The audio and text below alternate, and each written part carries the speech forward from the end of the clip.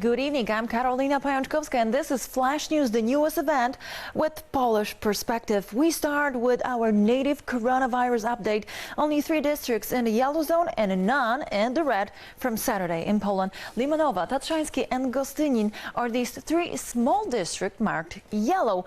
Moreover, there is also blue list with 5 powiats threatened with additional restrictions. On Saturday, there will be no more red districts on the map of Poland. In the yellow zone, there will be the Limanowa and Tatrzańskie district in Lesser Poland and the Gostyński district in Greater Poland. Threatened with additional restrictions will be the districts of Kluczbork, Nowy Targ, Aleksandrów, Głubczyce and Myślenice.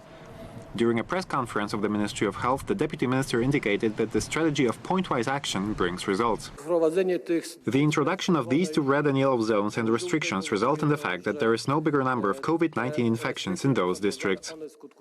500,000 of antigen tests will be sent to hospital emergency wards and the largest emergency rooms in Poland. They allow for quick diagnostics of SARS-CoV-2. There will also be more drive-through points to which the patient should go after a test is prescribed by the general practitioner. Ultimately, such a point is to be in every district. The Ministry of Education, on the other hand, summed up the first week in schools. Only 46 switched to online education and 90 work in the mixed system. Most of the teachers, parents, students are satisfied that they could return to direct contact. The ministry reminds that sick children or those whose relatives are under quarantine must not appear at school. The U.S. Army 5th Corps headquarters for World will be located in Poznań, Poland. The first American soldiers will arrive as soon as in October. Greater security of Central European countries will also be guarded by joint military exercises.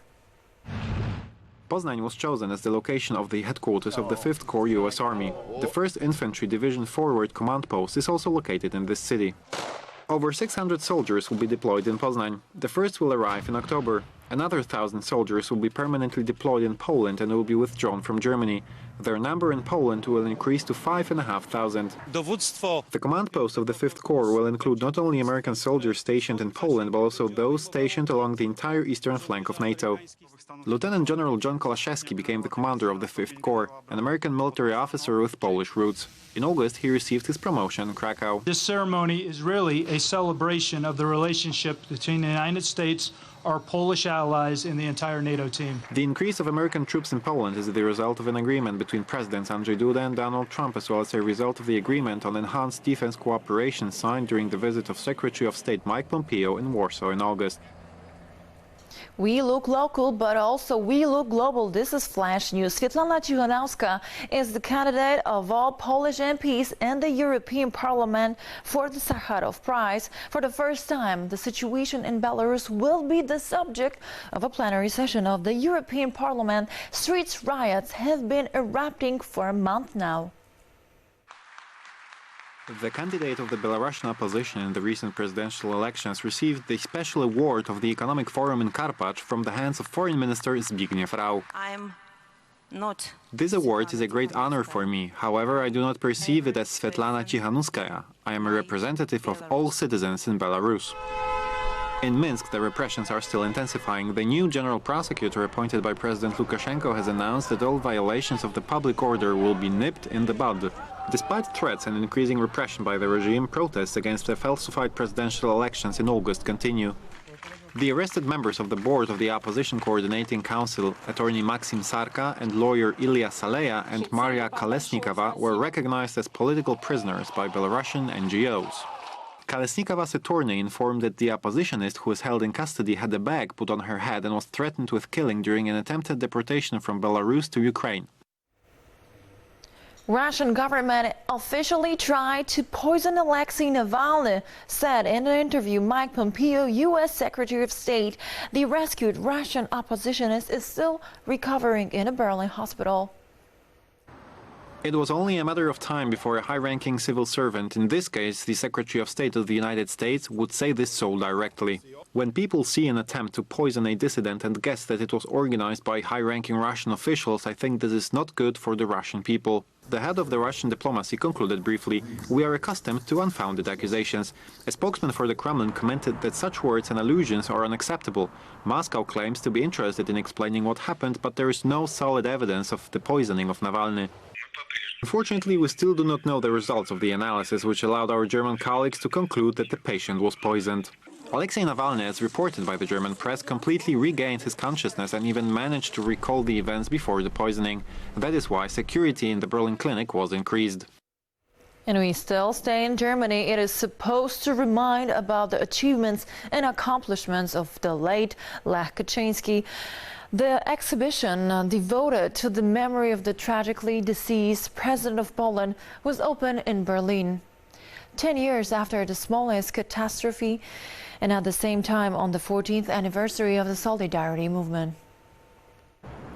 The Berlin exhibition contains 10 large-format boards with archival photographs, quotations and facts from Lech Kaczynski's life, not only in the role of the president of the country, but also as a local government official and oppositionist during the communist era. He was one of the greatest statesmen of modern Europe, and modern Europe knows very little about him, and we wanted to make up for it. Ambassadors of Hungary and Georgia, among others, were invited to the exposition. This is the first foreign edition of the exhibition, which was situated along a busy tourist avenue, vis-à-vis the Russian embassy. Unter den Linden is a great place to present something about Poland, and so the exhibition about Lech Kaczynski is also very valuable. The part of the exhibition entitled The Man presents photographs of Lech Kaczynski and his family. Let's look Middle East. More than a month after the huge explosion which destroyed a large part of the city, fire appeared again in the port of Beirut. The fire and full depot in the harbor's duty-free zone was burning. At noon, a cloud of black smoke rose above the city. Employees of companies located near the harbor were evacuated, and residents warned each other about the threat. In the same harbor on August 4th, nearly 3,000 tons of ammonium nitrate exploded. As a result, the harbor was completely destroyed. 19,000 people lost their lives and over 6,000 were injured. Lebanon is still receiving support, among others, from Poland, from where a special military plane with humanitarian aid for the inhabitants departed with hygiene products and food.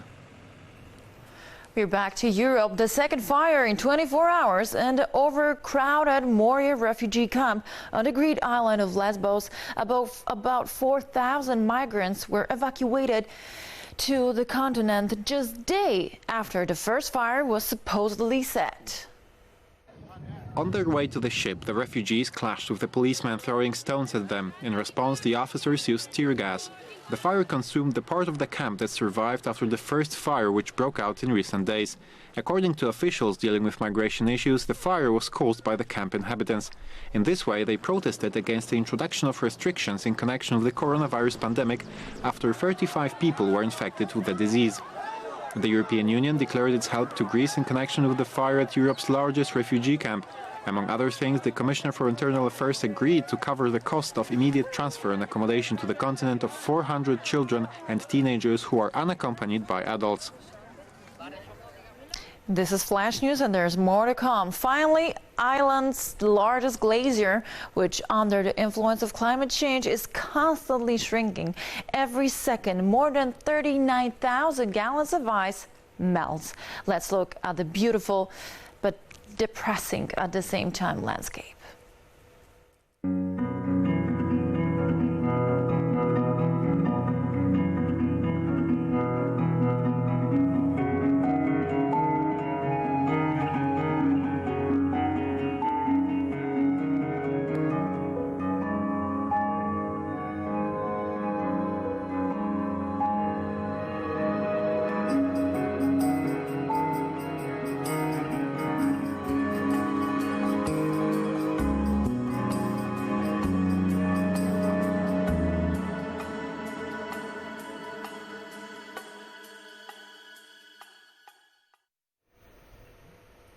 Well, and that's a wrap. Thank you very much for your attention and joining us on Flash News.